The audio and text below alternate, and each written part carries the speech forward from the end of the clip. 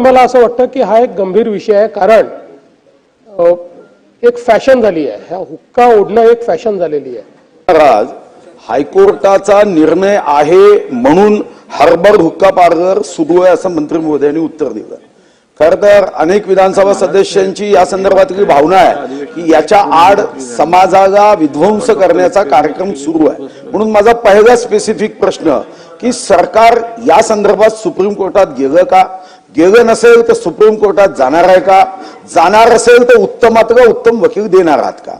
आणि दुसरा प्रश्न की हर्बल हुक्का पिल्याने मनुष्याच्या आरोग्यास अपाय नसेल तर त्याच हायकोर्टाच्या परिसरामध्ये हर्बल हुक्का पार्लर उघडणार आहे का। मंत्री महोदय याचं उत्तर देऊ शकतील की नाही मला माहित नाही, कारण हायकोर्ट प्रिमिसेस हे चीफ जस्टिस यांच्या ज्युरिस्डिक्शन मध्ये येतं। परवानगी मागणार आहे का हायकोर्टाच्या चीफ जस्टिस। अध्यक्ष महोदय, सन्माननीय सदस्य सुधीर मुनगंटीवार साहेबांनी नक्कीच यामध्ये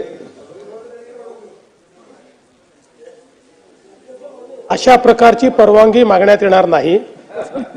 तिथे कोणी चालू करण्याचा प्रयत्न केला तर त्यांच्यावरही कारवाई केली जाईल।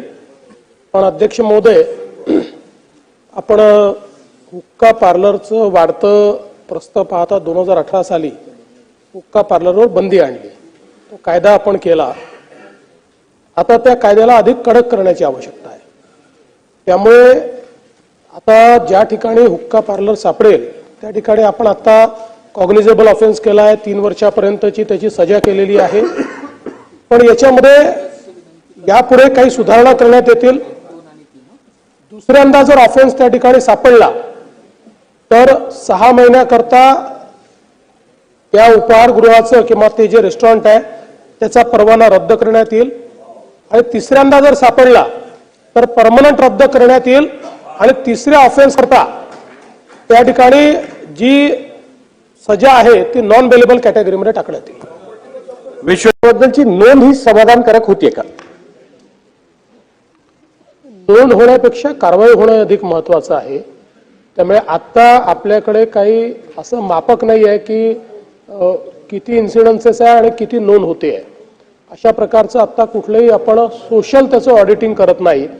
पण मला असं वाटतं की हा एक गंभीर विषय आहे, कारण एक फॅशन झाली आहे, हा हुक्का ओढणं एक फॅशन झालेली आहे, आणि त्याला एक स्टाईल स्टेटमेंट समजलं जातं की हुक्का ओढतोय म्हणजे स्टाईल स्टेटमेंट आहे। नाही, त्याच्यामध्ये म्हणजे काही ठिकाणी तंबाखू असतो, काही ठिकाणी तंबाखूही नसतो। पण अलीकडच्या काळात त्याच्या आड लोक त्यातनं काय अजून नार्कोटिक पदार्थ म्हणजे गांजा बिंजा किंवा जे काय चिलीम जशी ओढतात तसं काहीतरी त्याच्यात टाकून ते ओढतात, नशेचं काहीतरी करतात, आणि म्हणून हे एक प्रकारचं स्टाईल स्टेटमेंट देखील झालंय। म्हणजे असे इन्सिडेन्सेस आपल्या लक्षात आले आहेत की एखाद्या ठिकाणी छापा मारल्यानंतर शाळेतली मुलं देखील त्या ठिकाणी आढळलेली आहेत, आणि म्हणूनच आपण 2018 साली हा कायदा केला होता।